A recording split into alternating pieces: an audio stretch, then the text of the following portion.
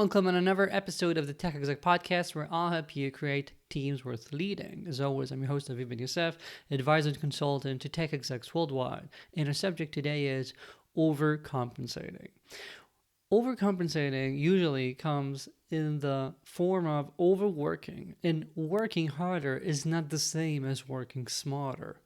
Most leaders I see burn out eventually do so not due to tension or pressure, but because they keep having this weird image in their minds that they are the ones who have to keep all the plates spinning when things are going tough, when their people are having issues, when there are incoming requests or incoming complaints. Their reflex is to inject themselves, wedge themselves right between the team and the rest of the world, thinking that they have to be the ones working much harder to protect everyone, to make things right.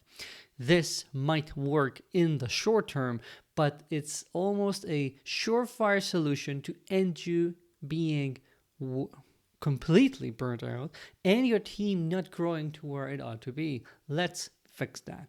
I get the emotional reflex. You care about those people, you care about the things happening, things working out, and therefore, when something's not working, you think, I'll just have to step it up.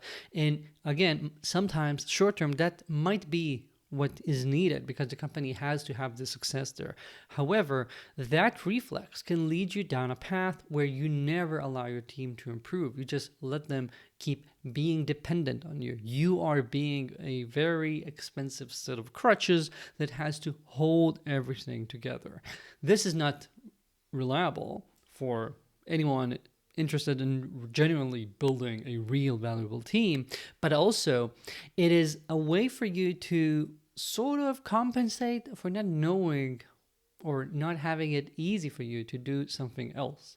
You just do what you know how to do. Working harder means I'm going to sweat it more, I'm going to work more hours, but I'm just doing the same thing even more. It is the easier solution because it doesn't require you to go outside of your comfort zone. And unfortunately, that's not something that's viable if you want to create a real team and not just a bunch of marionettes that you keep controlling. And while overworking at first might seem like progress, because again, you're fixing something, you're saving the company from a specific current need, it also ends up creating this environment where people don't even recognize sometimes that they are being protected, that they are being coddled. They think that they are doing everything right, and you, being a very weird abstraction layer, keep being there and making things seem like they're okay. So when the truth eventually hits them, often the shock is much greater.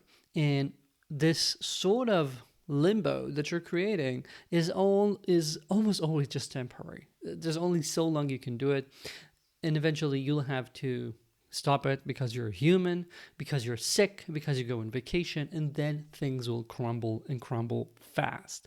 You don't want to have that sort of legacy, right? You don't want to be the person who just kept sticking all their fingers in the dam till the point where you no longer had any more the fingers and toes, and then things came down crashing.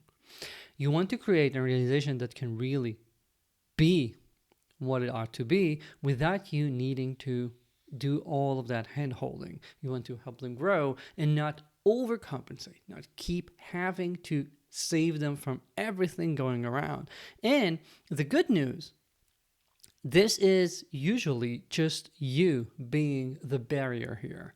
Most good people I work with aren't that afraid of having to step up, of some growth, of having this opportunity to grow and be in front of the real challenges. Actually, you being there might be limiting their growth, limiting their ownership, their autonomy, without them even knowing that this opportunity is being robbed from them. When you think, oh, we have some incoming changes, I'll try to push them off, or I'll be there between my team and the PMs to fight for them, you're actually using your power in the organization as opposed to helping your team learn how to speak in business ROI terms, in explaining what's needed, and having these fruitful negotiations to find the right path, as opposed to you being the hero solving everything.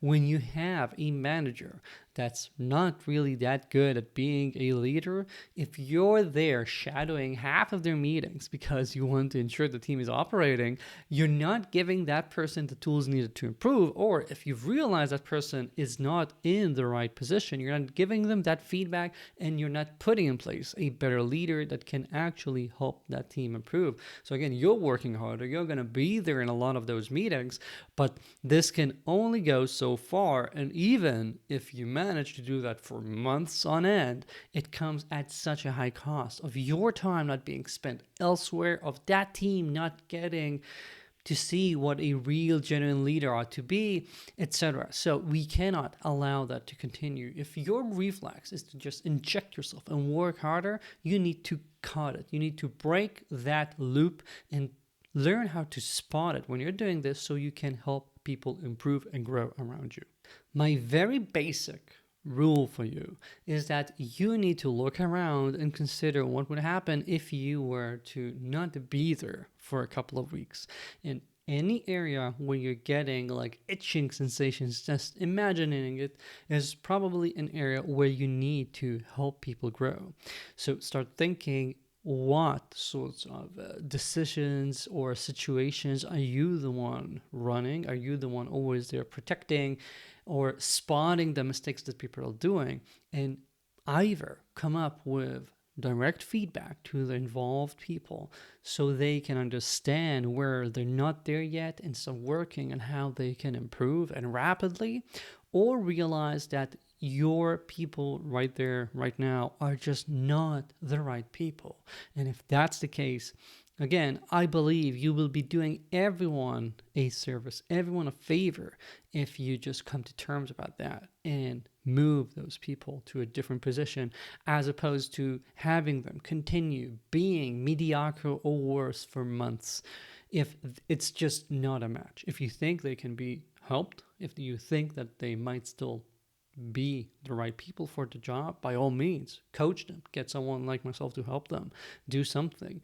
But don't just let them drown. Don't wait until you reach the point of no return, like I talked about a lot in past episodes, because when we do that, we're just setting up people to fail and just waiting for time to do the tough decisions, to make the tough decisions for us, because when it's just too late, you no longer have any other option. The CEO is now pissed. You now have to act, but that's not leadership. That's not taking the lead. That's following whatever mess you've created because it has reached a point where you have to act.